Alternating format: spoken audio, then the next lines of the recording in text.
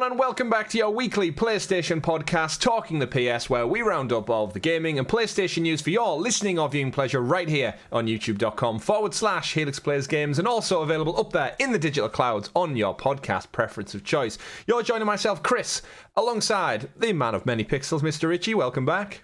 Hello, everyone. Hello indeed. And below him, our chaotic neutral returning once again to complete the trio. Rob, welcome back to the show. Hello. Trio That was a triangle I made. The trio is complete. For trio. For audio listeners, Rob made a triangle. And we've got a great show lined up for you all, talking about the PlayStation Plus games added for this July catalogue for those premium and extra tier members. We have a new Black Panther game, not to be mistaken for another Black Panther game which was previously announced. The return of Gex, Deep Cover Gecko, Jurassic Park Classics, and a couple of remasters potentially in the works. But before we get into all that, don't forget to like the video, subscribe, ring that bell so you're kept in the loop with all of the great content we do here on this very show, like this show, XPass, our weekly Xbox podcast that goes live every Monday, our weekly live streams. Like this week, we played Grand Theft Auto 5. That's right, a game 10 years in the making and still making. We jumped in this past Thursday as part of our weekly live streams. We have a wonderful Discord community, and we'd like you to like, share, subscribe, and do all that other jazz. Gentlemen, it's the first time since Richie we've all been back on one show together. Since like early May, I think. That's crazy. It's a long time in terms of podcast. Obviously, we've seen each other, I think, a couple of times in between then. But you've been off on your jolly holidays. Rob, you've been super busy with work. So thank you for our audience for sticking with us through thick and thin. And we always start the show with what we've been playing. So I guess it's just a bit of a catch up, really. I think Rob, we'll start with you. What have you been doing in amongst your free time? So, in the little free time I've had, I have to say the PlayStation has kind of been gathering dust a little bit, if I'm going to be honest. I know sacrilege, right? But I kind of finished Jedi Survivor. I dabbled in a few different titles to kind of, like when you do like a kind of palate cleanse after you've played a big game. Yeah. I played a bit of Stray, went back to Resident Evil 4 a little bit, but since then I've really just dived headfirst into Starship Troopers Extermination, and I've kind of maxed out all the classes so far. I'm still having lots of fun with it, and yeah, it just becomes that game that there's like a kind of two separate game modes, so you can either do like a 15-minute game mode or like an hour-long game mode, and it's so like it fits in really well with my schedule, and I'm almost like going a bit brain dead to just got a bit of free time, fire up that game. There's no actual thought process behind discovering games at the moment for me. But I guess that happens when you're kind of super busy and life runs at you, right? Yeah, I completely understand that as well. There's just those games where you need that little short bit of time. Yesterday on XPass, actually, we spoke a little about Exoprimal, which launched, and from what you're saying with both your Starship Troopers binge and then the Resident Evil, this is a game where you hunt dinosaurs in the RE engine by Capcom, so it's almost like a perfect melding of those two. But we spoke about that a lot more yesterday, so I'll definitely keep an eye out for that one. Richie, how about yourself? What have you been playing? You're back on the ground now? You've adjusted back to UK time zones? You're getting your sleep in? What have you been playing? None of that. I am back on the ground, but that's about it. I haven't got my sleeping patterns fully sorted. I haven't played much, actually, in the last week since I've got back. I've actually just been kind of busy all the time. Like I've started going back I told myself I was going to get back to the gym, like starting this like last week, and which did you? have. Yeah. Not over the weekend, but that's because I got drunk instead. It was pre-planned. It was a pre-planned drunk, and it was a work social thing. So like, when it's a work social thing starts at 12 o'clock on a Saturday, you get home maybe about 9-10 o'clock at night, and then you're basically a bit too drunk to actually play anything, so you just go to sleep, then you wake up the next day with a hangover and have 2 podcasts to record. So I just haven't really had a chance. Such on is top life. of like catching up with family and friends and stuff who I haven't seen for a couple of weeks. So yeah, Plenty of stuff to keep you busy. Bit of FIFA, bit of Zelda, nothing major. We did play Grand Theft Auto, though, as I mentioned. We did. Obviously, you never played. He revealed to us, Rob, he never played GTA back in the day because he didn't have a PS3, which is crazy to think. Obviously, PS3, PS4, PS5. What did you make out of our 2 hours or so we played the other day? We raided the military base several times to try and find a jet fighter, which you were actually the best person at acquiring jet fighters on the sly. What did you think of GTA, jumping back in that world? Obviously, you've got a history with Vice City and such. Just more GTA, have fun? Yeah, well, I enjoyed it, but what we were doing is kind of how I always played GTA anyway, where it's just sandbox fun. Like back in the day, like things like GTA 3 and Vice City, I would just go out and take care of some chaos. Like I never really played that much through the storylines. So it's like, yeah, so us kind of going raiding a military base to steal jet fighters was kind of the sort of stuff that I would do with GTA. But yeah, like I never played GTA 5 when it launched because I didn't have a PS3. And then by the time like the PS4 came, I got my PS4. Like our friendship group's interest in GTA just kind of moved on. So it just wasn't really high up on my list of games to play, even though it was like one of them games that I knew was doing well. I'm very aware of it, but I just never got around to it. But you had fun. I did. Terrific. Good game. And, yeah, shout out to everyone who did join us on the stream as well. Available, of course, now on Game Pass. Next gen version. Hopefully we'll get GTA 6 some point in the next decade of our lives. We won't be playing it on PlayStation 8 or 9, but we'll have to wait and find out. I've been doing a bit of dabbling across a couple of things this past week. Still playing Hi-Fi Rush, chipping away on that. Still playing Final Fantasy 16. I managed to get a good couple of hours into it over the last weekend, so I'm taking through the story. Although the game, I feel like it's just getting to that point where I felt like I was a big chunk of the way through, but I don't think I've even got to the element of being taught how to craft things yet. Which I thought I was many chunks of the story in, and I've just kind of unlocked the crafting area, I think. Because every time I've been playing it, it keeps saying, oh, this item can be used to craft. And I'm looking in the sub-menus thinking, there's no option to craft here. And I don't think I've got to that stage yet. And I thought I was quite far in, but evidently not so much. Thoroughly enjoying it, though. I did make two kind of gaming decisions this week. One really good and one really bad, though, that I'd like you to kind of give your verdict on. So, two things. One, I acquired the Gollum game. What? Okay. Whether that's a good decision or not, a couple of people. No, it's not. It's a bad decision. We'll see. Yeah, it's a bad financial decision. It cost me £11. So Still. We'll see if it merits £11, the Gollum game. My other 11 decision, quid for a bit of morbid curiosity, I suppose, could be fun. Perhaps. So that was one decision. My other gaming decision, not video game, but card games. I'm now the proud owner of a shiny Charizard of part of my Pokemon Celebrations collection that I started probably over a year ago now, and you can actually buy them.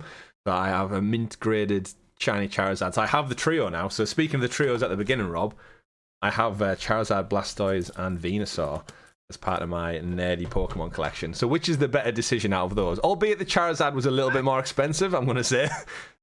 When you say a little bit, how much are we? Maybe take the cost of Gollum and times it by 8 or 9. That might get me there.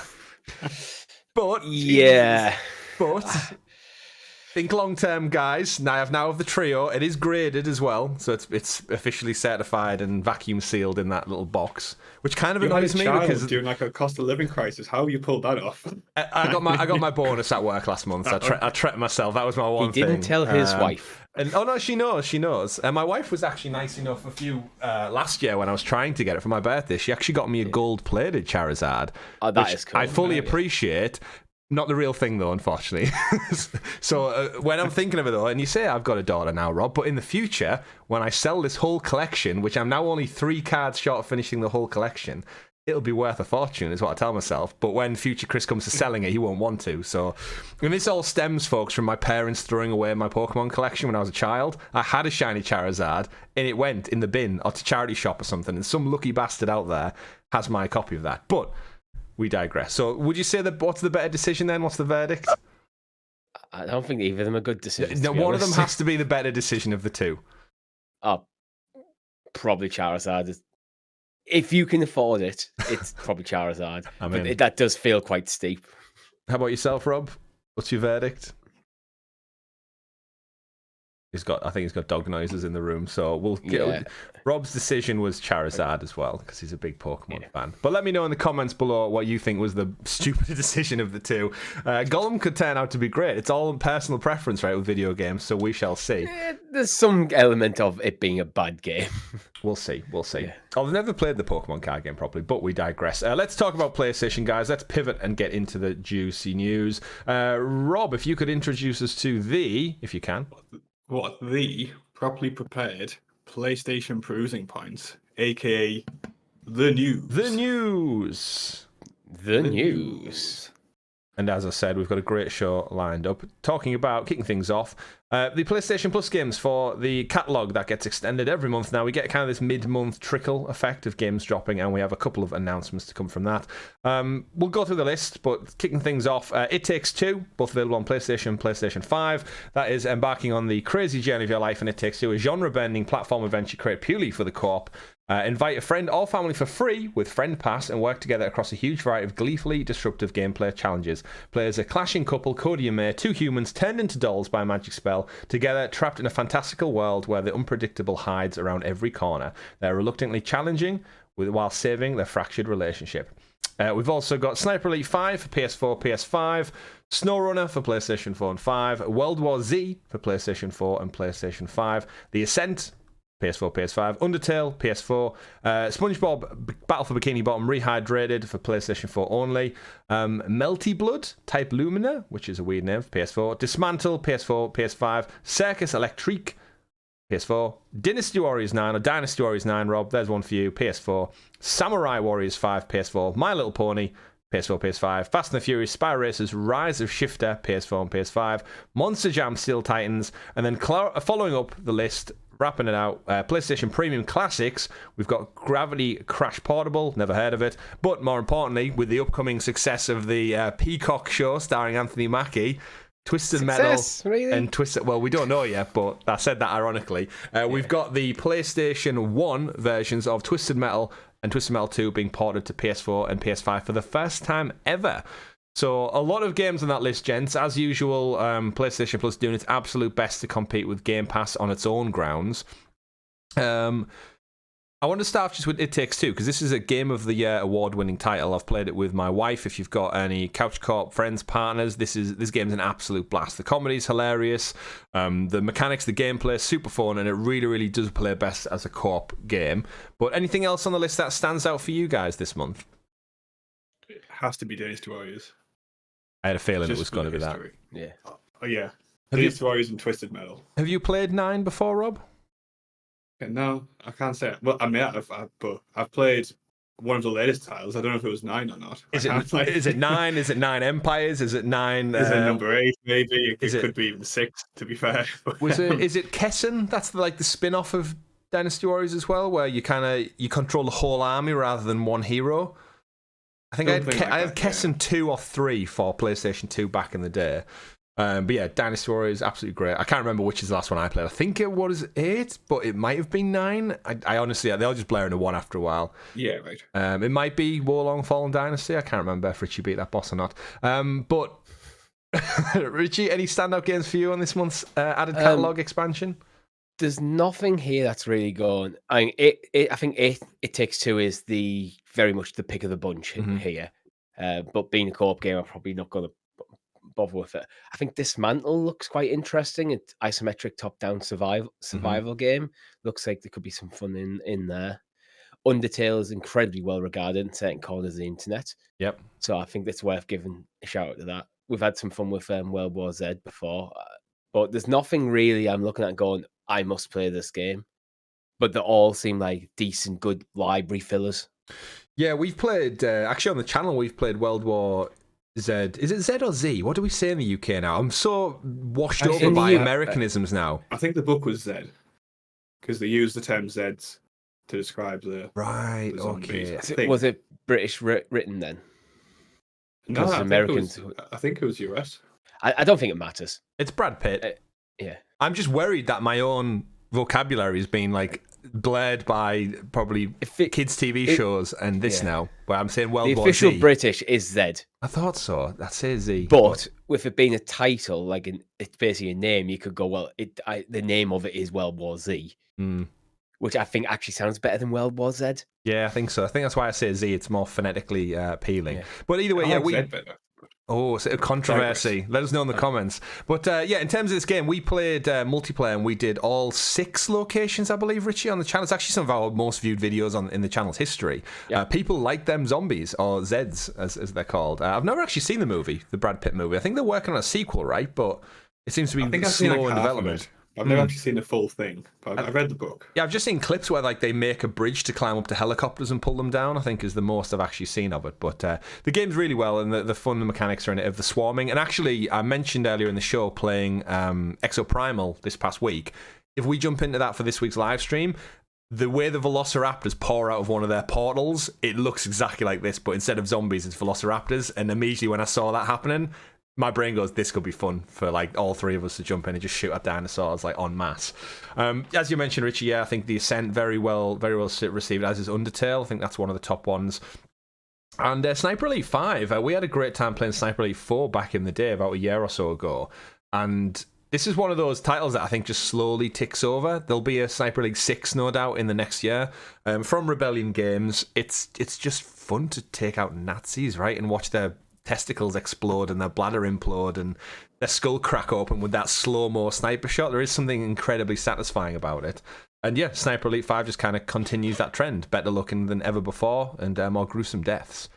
But I think more importantly, back to It Takes Two, even though it is free as part of PlayStation Plus, it does still come with the Friend Pass included. So if you have PlayStation Plus and you claim the game, you can send the Friend Pass code to someone who doesn't have the game or PlayStation Plus, invite them in, and they can play the campaign with you online via co-op for free, which was always like a really cool selling point of the initial launch.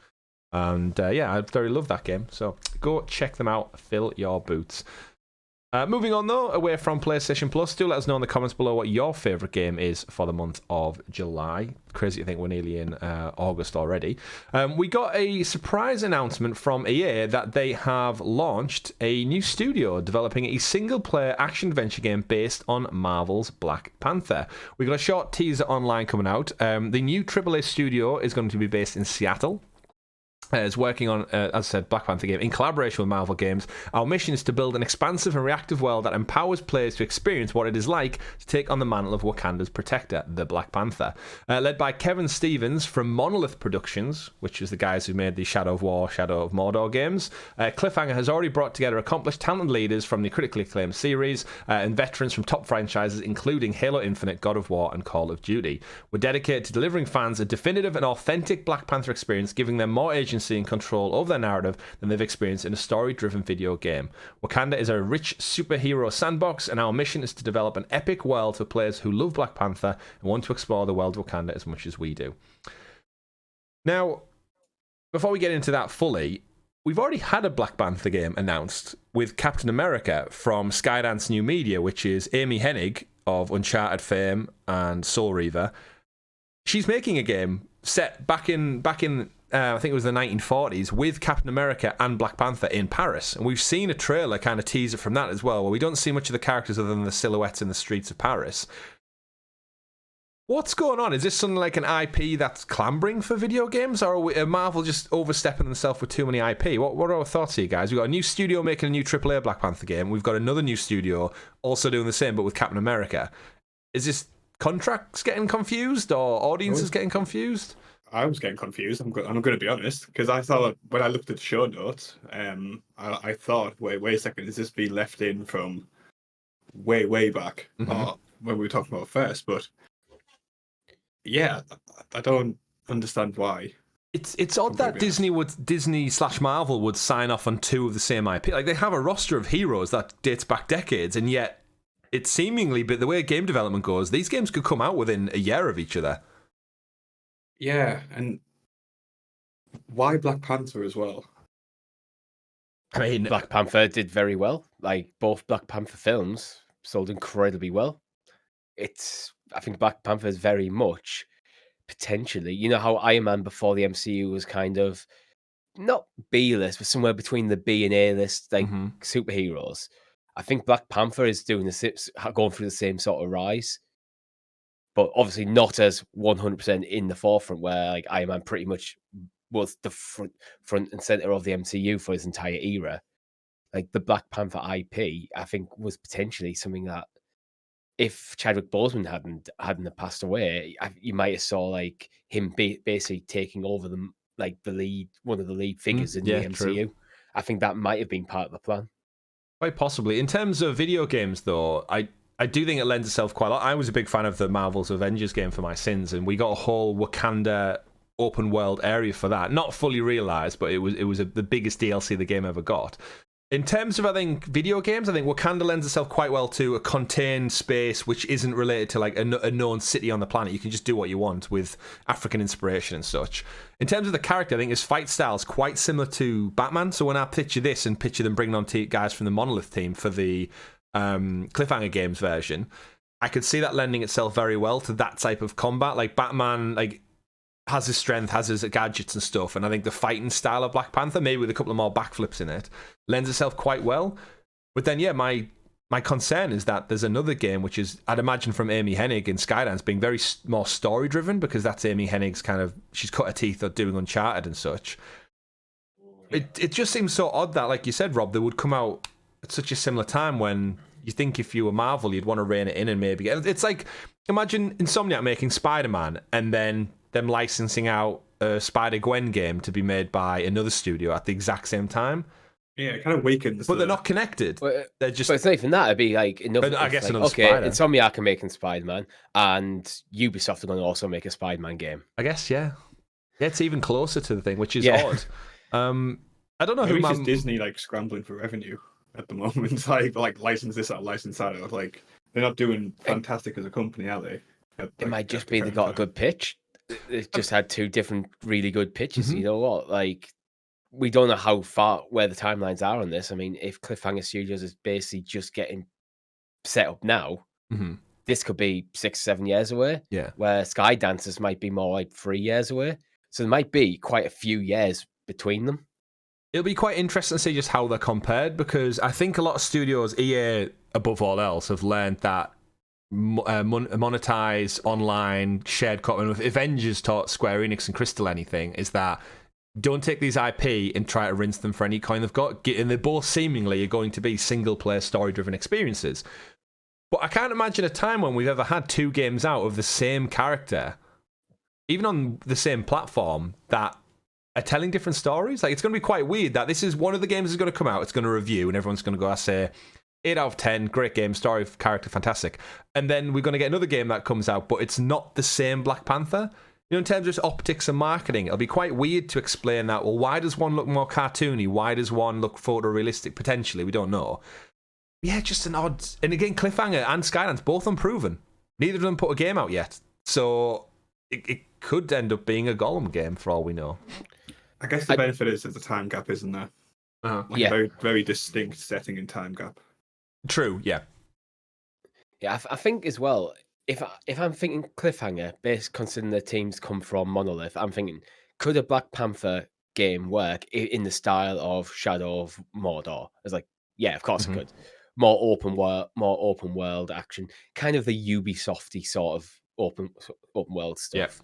And then with Skydance, I'm going, could a Black Panther game work in the style of like an Uncharted? It's like, yes, I think it could.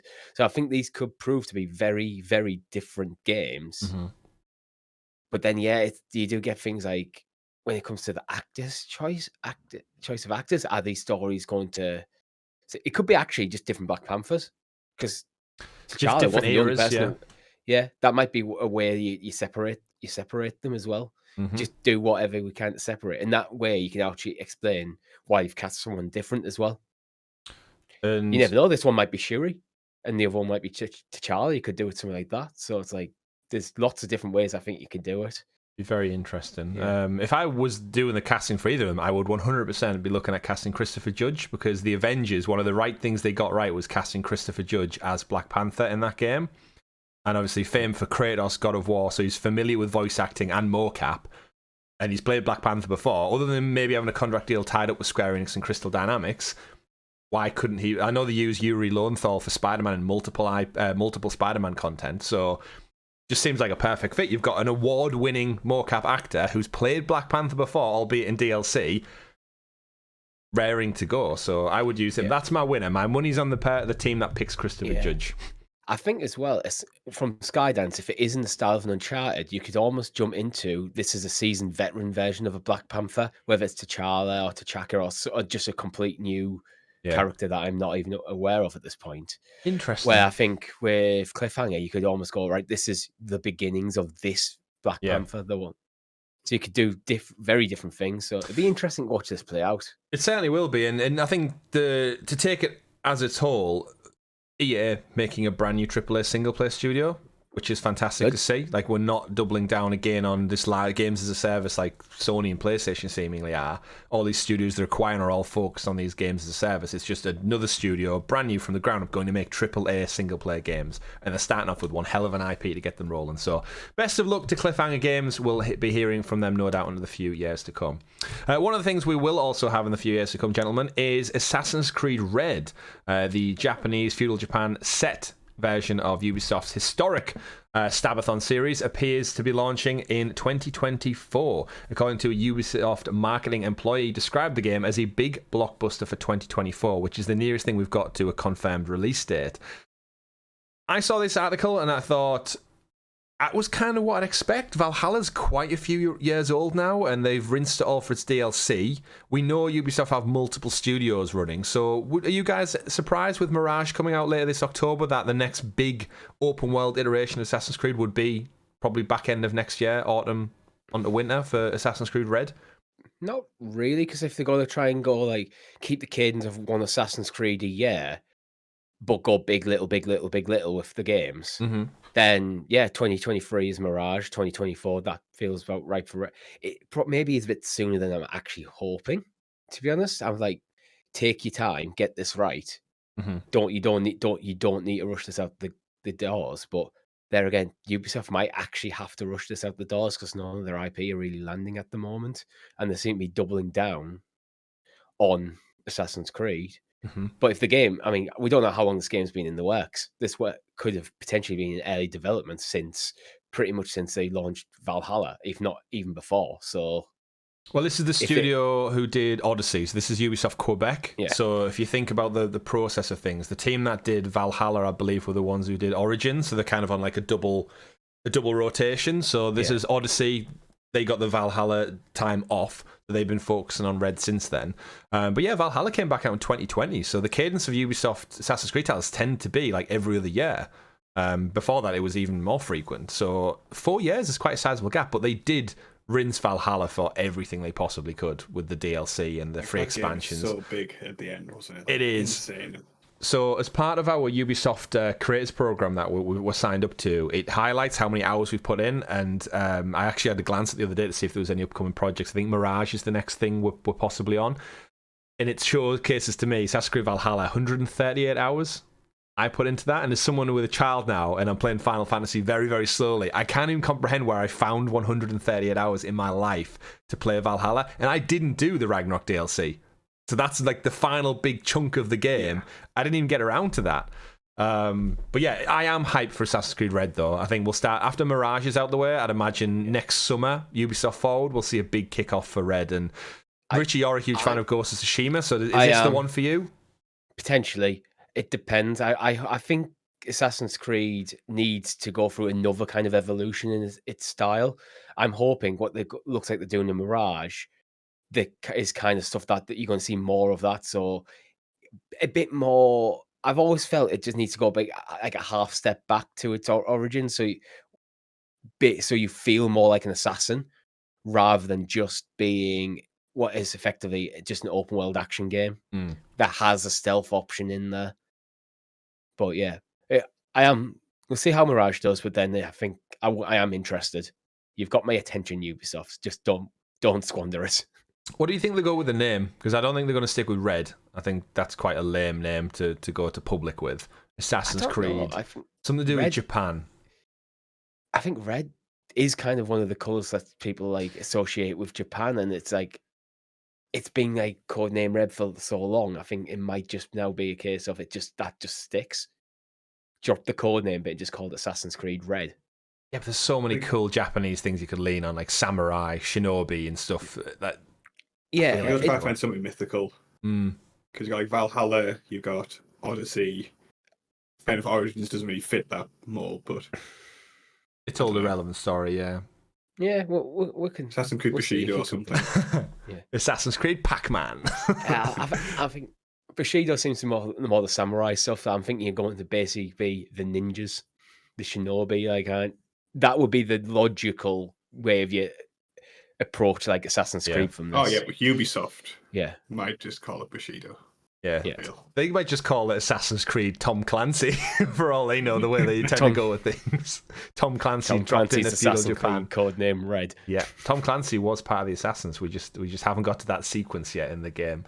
But we'll have to wait for some time, of course. Ubisoft lands with Assassin's Creed Mirage later on this October. There might be some crossover, Threadbare. We don't know the stories of Mirage. Basim's character is in Valhalla. It does link in with Odyssey and Cassandra's story and that kind of wider story they're trying to tell, so we'll have to see.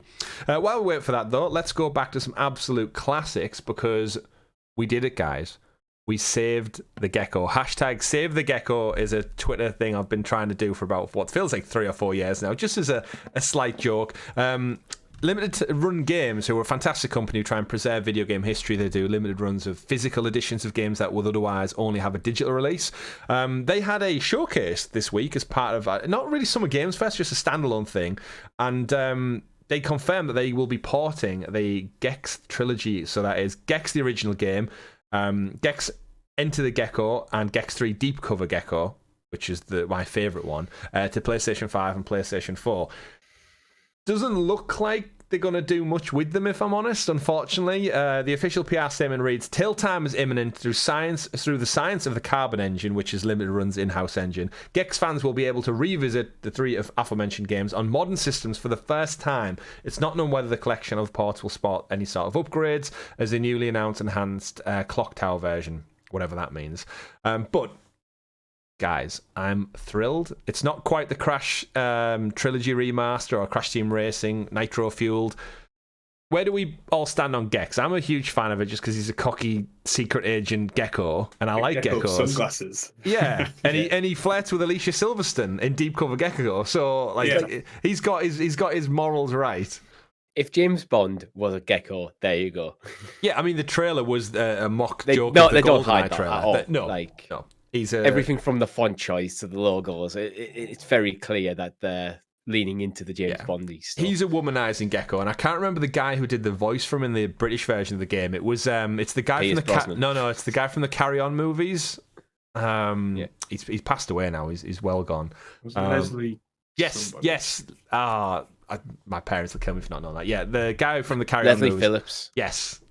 So you'll recognise his voice, but the fact that he's just coming and being a sleazy gecko flirting with girls and puns and James Bond quips all over the place. But my nostalgia for this is the same as Crash Bandicoot. It's a 3D platformer back in the PlayStation 1 days. You got to jump through TVs and fight the bad guy who's called Resolution, because you're jumping through TVs, which was always a cool little nod to technology. You jump through the TVs. You just went into loads of different kind of wacky worlds, from Cartoon Land to horror haunted mansions, and it's super fun. He had weapons. He swung his tail around like Crash spins around. Rob, did you ever check out Gex? Did this amazing franchise elude you? Yeah, like the very kind of extremely softcore pornography promotion. Yeah, that's probably what got me. That's definitely what got me in. I feel like I remember ranting about a story where my mum found a PlayStation magazine in my bedroom with like the cover on, and she got really angry thinking it was like porn or something. It'll be Alicia Silverstone on the front cover, because that was her in like a latex leather. Was like, Gex was covering her topless. I remember that. Yeah. So that pulled me in. But in terms of the games themselves, I think I read a comment somewhere, I can't remember what article it was, where it said Gex was the game you ended up with at Blockbuster when the game you wanted wasn't available, which I think just sums up. Yeah, but it was though. It was never like a top tier of a genre. It wasn't. It was It was, I guess, if you put like Crash and Spyro at the top and Bubsy 3D at the bottom, Gex kind of sits in that like Croc Legend of the Gobos area, maybe a little bit above that. So much a product of the 90s, I feel. Indeed. In terms of this, though, it's great we're finally getting a remaster of them. I'm hoping this is just a revitalization that then eventually gives us a fully realized kind of follow-up, like we got with Crash and such. So fingers crossed. Who even owns the IP at the moment? I've been trying to look at it. The games were originally developed by Crystal, but do they still own the IP? Yeah, so it's Crystal originally, then by proxy Square Enix. But when Embracer Group acquired Crystal and Adios Montreal, they got Gex, they got Tomb Raider and Deus Ex and stuff as well as part of that negotiation. So technically, they're part of the Embracer Group, who we know they love their remasters. SpongeBob Rehydrated just happened. Destroy all humans. This limited run thing, if there's enough interest, which I think there might be, that might be one of them go where Embracer Group go, you know what, we'll try just doing a proper remaster of the 3, or maybe we'll even look at a Gex 4 or something. I don't think you'd be pitching it as a AAA level. Like, it's not going to have the same impact as like Crash, the Insane Trilogy or anything. But if you can get a handful of copies out the door as a smaller title, as a kind of 30, 40 pound title, there could be something there. You might have to do something about the womanizing characterization of Gex nowadays. Yeah.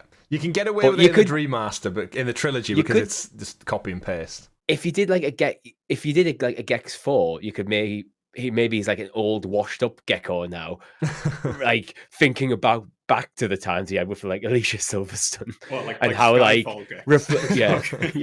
but reflecting on the error of his ways, sort of thing. So you keep it in there as a character, but you play it for jokes. Go, I can't believe I was like that, sort of thing. He's got some kids running around or something. I want a shot-for-shot remake of Skyfall, but just with Gex in every single city.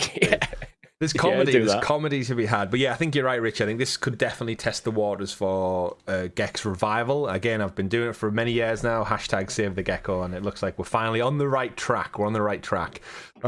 Speaking of being on the right track, though, we also got some more announcements from these. Jurassic Park Classic Games also find a way on PlayStation 4 and PlayStation 5. A compilation of the highly memorable 8-bit and 16-bit Jurassic Park games will also release, with pre-orders for physical copies beginning on the 1st of September. The package will feature 3 versions of the original Jurassic Park game, which were only originally released on the NES, SNES, and Game Boy. These are 3 very different games, by the way. This was the era where the box art was the same, but the game itself was very, very different because of the power of the individual consoles. We've also got 2 versions of Jurassic Park 2, The Chaos Continues, which originally came out on SNES and the Game Boy. The only thing with this trilogy that's got me so far is they've not mentioned the classics that, Rob, we're probably thinking of is the Mega Drive version, the Jurassic Park Rampage edition, where you got to play as a Velociraptor and such. Super fun. They were probably the best ones, running around on the boat as Dr. Grant. They're not mentioned, however. Limited Run Games, I was listening to IGN's Game Scoop podcast this week, and Jared Petty, who's on the show, he works at Limited Run Games. They were talking about the announcement, and he kind of like cut in and interjected saying, we've not spoke about the Mega Drive version or anything to do with the Mega Drive. And he almost, just the tone of his voice was saying like, they're waiting to announce this maybe closer to the time. I feel like they've teased us with the original set of classics, and then I don't know whether maybe ironing out some licensing things with Sega or whoever owns the licensing, because you can imagine as a movie tie-in, it's probably split between Universal, Spielberg, the game companies, Sega. There's so many probably hands in that pie. They're still ironing out that. And in the podcast episode, they actually go into saying game preservation is so hard because a lot of the companies don't exist anymore. The music licensing is a whole different kettle of fish to deal with, and I'm just glad to see any Jurassic Park games like revitalized. Like, let's face it, there's very little access to things that were on SNES and NES at the moment. Sega CD, Jurassic Park 2, The Chaos Continues on Sega CD. That must be so rare.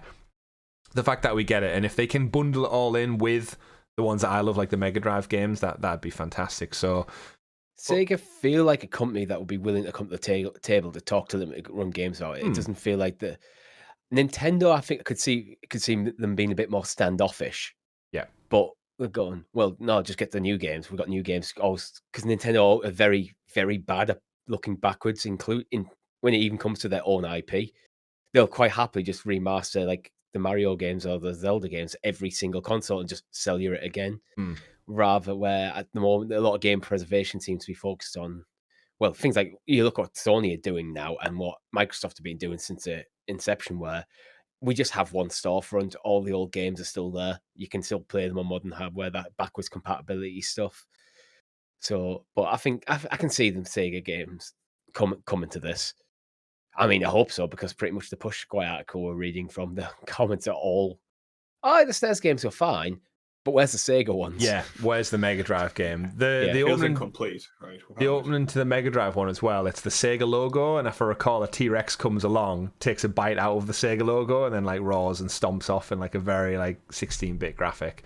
Limited Run Games, they are selling the physical versions as well. You can get a Blu-ray version for $30. There's a Steelbook version, or there's a prehistoric edition which comes with Dr. Alan Grant's ID card, physical soundtrack, mini cartridge replicas, and a package inspired by the original Jurassic Park toys. So going all out with the branding, and shout out to Limited Run Games. I think video preservation is like very probably near and dear to all our hearts because we've lived through a lot of that history, and unless you've got some sat on your shelf at home, a lot of them have probably just been lost to time. Video games unfortunately. are art. So art needs to be preserved. Like, absolutely. And a lot of these you can probably only play on like really crappy emulators and stuff at the moment out there. And if you're not careful, Nintendo will be on your ass for using them. And I'm a firm believer of if the stuff's not readily available to like buy on any modern storefront, it should just go into public domain for me if you can't buy it anywhere. That's why I'm with emulation in general. Like, if I can't actually buy the game, then you're not losing money by me emulating it. Yeah. So I think the ethics argument falls away at that point. Exactly. So yes, I know I am doing something illegal. I am infringing on your IP. But if you're not willing to sell it to me, you're not losing money by me illegally downloading it. So and obviously you're using it for private consumption. You're not selling it yourself. Yeah. So sell me the game if you want me to buy it. I'll buy it. But speaking of game preservation, EA are also back at it with a remake of Need for Speed Most Wanted. We mentioned it on the show, I think 2 weeks ago on XPass regarding Need for Speed Unbound, and one of my favourite ones was Most Wanted, where you play as the silver BMW with the aqua blue stripes across it. You get chased by the police for the first time. It was publicly outed ahead of any official announcement by EA in a now deleted tweet. Simon Bailey, who plays Sergeant Cross in the original title, posted saying Need for Speed Most Wanted Remake has been released in 2024. Like and comment if you want to see him hunt down the Most Wanted. I think he's the police officer in it who hunts your character down. It's Simone Bailey, and I think it's a she. Oh, well, my apologies, Simone. Yeah. I just read Simon. 2 L's in Bailey as well. But there's actually 2 games that go by it. There was the one that originally launched on PlayStation 2 in 2005, which is the one I'm thinking of. And we also got another one in 2012 on PlayStation 13. We don't know which version it is, but the Simone Bailey was actually only in the PS3 version, so we're guessing it's that one. We also got a Hot Pursuit revitalization back in 2020, so it seems like EA are quite happy. I think as Need for Speed as a franchise has waned a little bit, I think they're now dipping back into the nostalgic front to maybe pull on the strings a little bit in terms of making some money. What do you guys think? This is what Underground 2. Yeah, that was my first thought as well. I was like, why remake this game when you could remake Underground 2? Is it a remake or is it a remaster? Because I could see a remaster being like more likely for this stuff and go, again, as we've just been talking about backwards compatibility, these games that were kind of just stuck on the PS3, if you can get them remastered onto the PS4, PS5 ecosystem, then theoretically they're just going to be there to be purchased for all time, as long as Sony stays the course. And I think that's where I generally would like to see pretty much all old games eventually end up. Just even if it is, I know physical is better for game preservation, but if there's a digital versions are just there on storefronts on modern hardware, so when we're at the PS7, PS8, PS9, you can go back and play these games that have got remastered for the PS4, PS5. That's kind of the world I want to live in. Yeah, absolutely. Hot Pursuit was a remake, and with racing games, I'd imagine that a lot of the assets are quite easily transferable. Like, not a game designer myself, but you'd imagine like the BMW in this game is the same BMW you can get in the latest Unbound version. Yeah. It's a BMW M5 or M3. The tarmac, the roads, the graphics, the random generic buildings they use, I'm guessing EA can just transfer their assets quite easily. You know, like, you've got no facial animations to really worry about for the most part in these. It's just a car on a street with the graphics. And I think, yeah, if you port it in the engine you made Unbound in, then it's probably an easier port, if anything. We might not get the PlayStation Vita version, though, because that's what I dug out today, because I had that on PlayStation Vita. Racing game on the move. Very cool. Very cool. All right, gentlemen. Moving on to some more leaks and teasers news. We've got the story that The Last of Us Part 2 may also be getting a remaster, which, Richie, we spoke about this just pre-show, that it seemingly just never ends for the world of The Last of Us. Given the global popularity of the TV show, we're now getting the leak that Spanish interviewer interviewed the composer of the famous Last of Us theme, Gustavo Santaolalla, and he was referring to his character in The Last of Us Part 2, where he's a character playing the guitar in the settlement of Jackson. You walk past him, he's playing away. Apparently, he was quoted in the interview as saying that you can interact with him and making play certain themes, which isn't the thing that was in the game, which is now leading to people to believe that there's a Part 2 remaster / relaunch, I guess, in the works. And Richie, pretty sure we were saying about why does it need it? My approach is generally just marketing. If you're buying a PS5 right now, Part 1 is there on the PS5 with that white logo across the top of the box. If the next series of the TV shows due to launch in a year or two, get the ball rolling so that when people watch the show, they go into the shop, the supermarket, they see it online, and there is a Last of Us bundle which has Part 1 and Part 2. It makes sense, right? Like, it might not cost them money. It might seem a bit ridiculous that the part's there, but... Rob, what do you reckon from an optics standpoint? It's probably an easy port and it's easy marketing and easy money, as we saw with Part 1. It sold shit tons.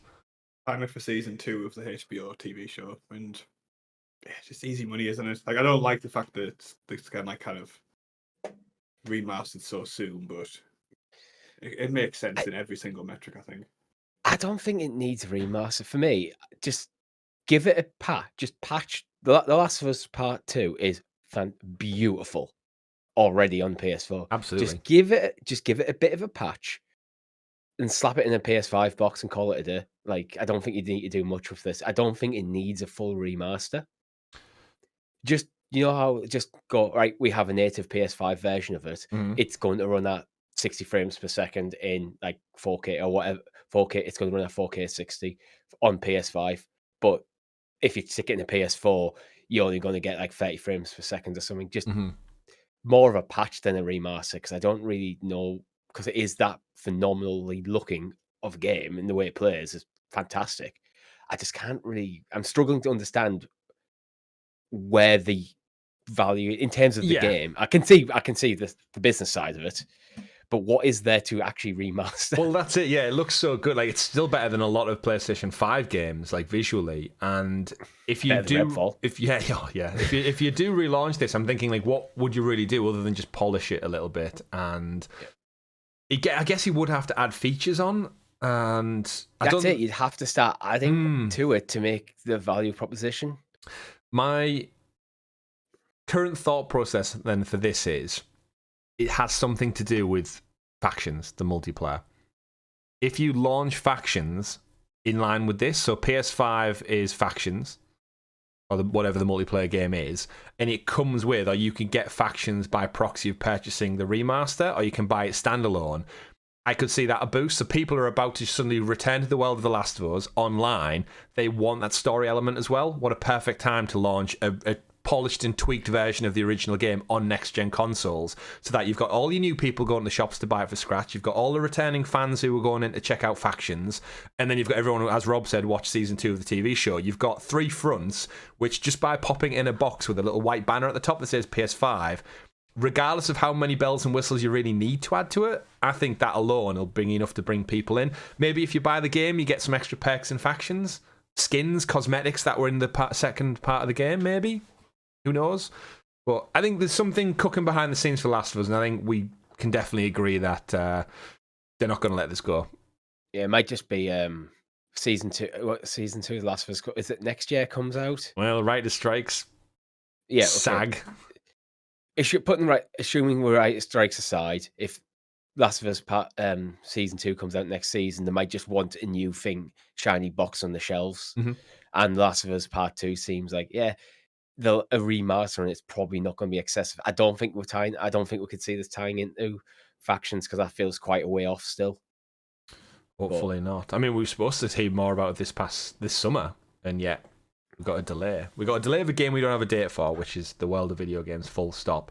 But I'd rather they got delayed and continued rather than being cancelled, which we know Dreams was, unfortunately. Media Molecule's award-winning Dreams is coming to the end of its timeline, and we know earlier on in the year they did announce that it's going to be wrapped up and completed. However, as part of an official blog post, whilst they're on the verge of sunsetting Dreams, it does look like these sandbox creations will be able to carry on.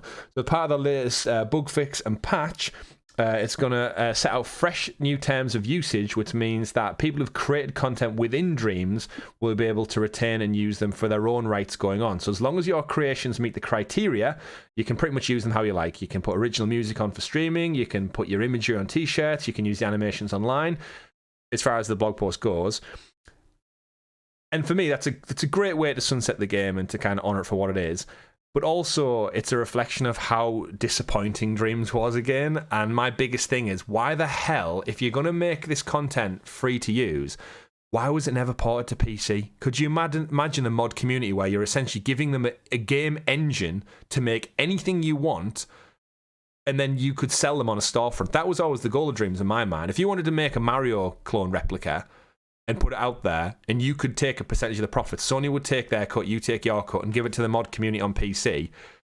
I think that was the goal for Dreams, and yet it never got away from the console, never got a PC launch, never got the fan base it really deserved in a way. Well, it never came to PlayStation Plus. I think that was a big miss for something like Dreams, where you need enough people to get in the door. And to be fair, I don't think it's necessarily a game where you want to focus on box sales. It's in-game purchases. Absolutely. Sales, that marketplace that you built into the game. That's why you want to optimize like your finances. So get it on PlayStation Plus, and then suddenly everyone else PlayStation Plus is giving it a go, either as players of content or producers of content. Yeah, and it's a shame. But again, I think it's a nice positive mood. It's kind of like when Google gave us our money back when Stadia collapsed. It's like, at least with Dreams, if you've made something and poured hours of your life into making this beautiful level, the game, visuals. Remember that English breakfast someone made that looked almost photorealistic? You couldn't tell the difference. That's how great this engine is. And at least the people who've made stuff and put a lot of their time into it will be able to see it live on a little bit. But yeah, what could have been? Work? Is it going to be like an export function, or is it something you have to screen capture or something? Like, what's... Yeah, if it was on PC, I could be like, oh, well, the PC guys will figure it out because that's what they can do. But because it locked on the platform... It might just be an offline version of the platform. So you've got the game still installed on your PlayStation, but now you can't go online into the market thing. So if you've got your game still on your console, you can still play it. I think that's probably the way it is. Yeah. It does say they can use it for commercial use, which I think is... I wouldn't have ever expected Sony to play ball with that kind of thing. Yeah. You know what they were like with Fallout and the mods, like on that type of game. So either way, Dreams, what could have been. Hey, what could have been. Another thing that could have been, or might still be, is Final Fantasy 16 DLC. So I'm kind of intrigued by this as someone who's playing through Final Fantasy and having a great time. Producer Nakoya Yoshida stated that DLC wasn't something they were considering, and he saw the game as a one-off game experience. However... I guess money talks, right, guys? In a recent interview, the Square Enix employee stated that we thought of it as a one-off game that could only be built upon if the players around the world wanted to see more of Clive and the world of Valisthea. Seemingly, he's changed his tune because in an interview he said, as you know, going into Final Fantasy, the one thing we wanted to do was create a full, complete story from beginning to end, 100% without any DLC. And I think we were able to do that. But now we understand we're getting feedback from players that have played the game, and lots of players want to see more. We now understand that. For us, we're taking time to think about the options moving forward. So hopefully, in the future, we can have something that we can give you all. DLC is traditionally, right, is part of Final Fantasy. Richie, you've played the last few games. Was it 15 notoriously had like such elongated DLC they had to actually can some of it because the story was never really completed? Should I be worried about 16 being dragged across the coals like this? Or no, I think they've probably learned the lesson for 15. With 15, it felt like the game was unfinished, and they were bringing out DLC in order to finish the game. Right. Which is why, despite having there's that much DLC in that game, despite having the platinum, my like percentage completion is only like 50%. Right, so that's a lot of DLC then. Yeah, it's a lot. It's which it's always bugged me that I've got the platinum and it doesn't say 100%. I'd rather Sony change it around so like platinum's 100% and then DLC goes beyond it. Right. But it feels like that was a mistake in terms of that game shouldn't have been released when it did. It should have been released probably a couple of years later when it was finished. Yeah. Where with 16, their approach seems to be like, as you said, we focus on making a complete experience, and now we've finished that. So they've made that, they've achieved that goal. Now they're thinking about DLC. It's almost this is the ideal way you'd want developers to make games. Like, here's the experience. Oh, you really like that? We'll make some more for you. Mm-hmm. Yeah, I mean, that is kind of my worry, is as I'm playing through 16, thoroughly enjoying the characters, because Final Fantasy is such like a cut-off point, my worry is that I'm never going to get to see these characters again. Like, because we might not get a sequel. 16 too. They might, but how often does that happen? Is my big worry. And I'm like, I'm going to fall in love with the characters and the story in this world, which I am so far, as someone who's fest to Final Fantasy, and then all of a sudden I don't get to see a sequel or a follow-up of any of these characters' creations for ever or potentially a decade or so. I think it's one of them situations. Now they produced the game that intended to produce. Now they're thinking about DLC because the fan base seemingly wants it. Yeah. If they feel they've got enough content there to do a 16.2, that might be the decision to go with. Awesome. It's hard to say. Or they might just go, you know what we're going to do? We're going to see this as a bit of a platform. We have a story that we want to tell for 16.2, but we're going to sell it in chunks. So maybe every year you get one piece of story DLC that would equate to a 16 if it was released in one go. Well, what was the Yuffie DLC? Was that the remake? So it was that was DLC to the best part of a 3 game that was split from 1. Yes. Wow. What have I got myself I haven't in played for? through that. I haven't played through that yet.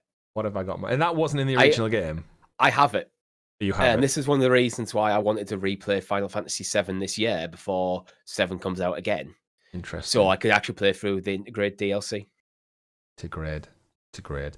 Well, we'll see. Final Fantasy 16, DLC or no DLC, we'll have to wait and find out. But that is all we've got time for on this week's episode of Talking the PS. We've talked about Black Panthers, we've talked about Geckos, we've talked about your PlayStation Plus games for the month of July.